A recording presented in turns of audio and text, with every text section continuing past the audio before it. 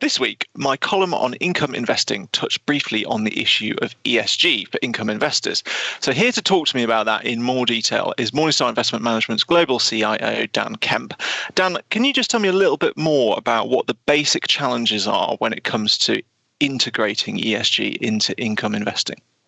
Hello, Ollie. Of course, I'd be delighted to do that. Well, I think the first thing to remember when making an ESG investment is that it is an investment.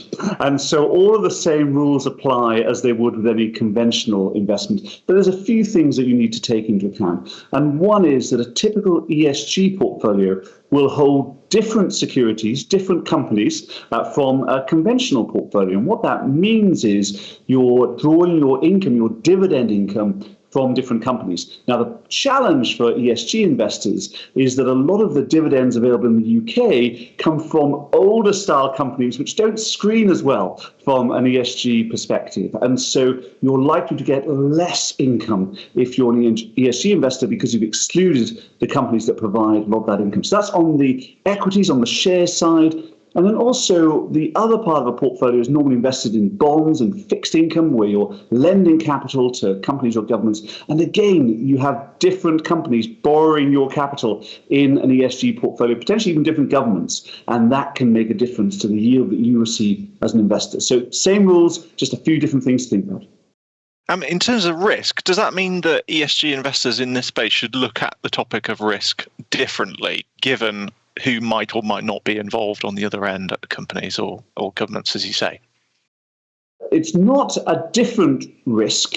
You need to think about risk in exactly the same way. Investors should be obsessed with risk, certainly ESG investors no less than anyone else. But the risks themselves are different. So think about it in the same way, but the risks are different. And that is that you tend to have these different holdings. So the concentration of your holdings will be different. So you have to think about concentration more carefully as an ESG investor than you would as a conventional investor. That's particularly true when lending money to companies, because fewer companies are included in the ESG universe. What normally happens is you have greater concentration. And of course, that means that your portfolio is a little less robust to all the things that could happen in the economy than a conventional portfolio would be. Okay.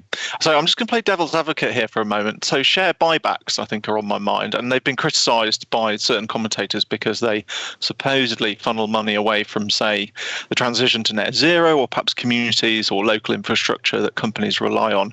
Does that argument mean that, companies that involve themselves in share buybacks sort of automatically fail the ESG test, or is it a little bit less black and white?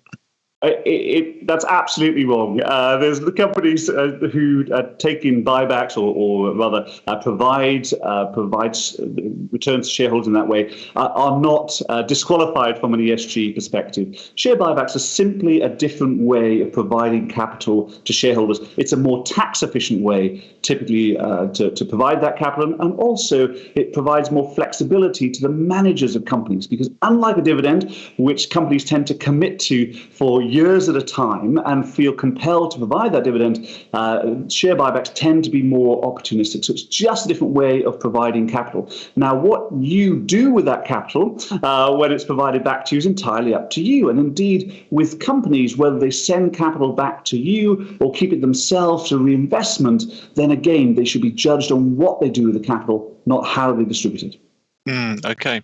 I'm glad to have been proven wrong there. Dan, as ever, a massive pleasure chatting. For more information on this and more, check out our income investing coverage for this week's special report week on morningstar.co.uk. Until next time, I've been Ollie Smith for Morningstar.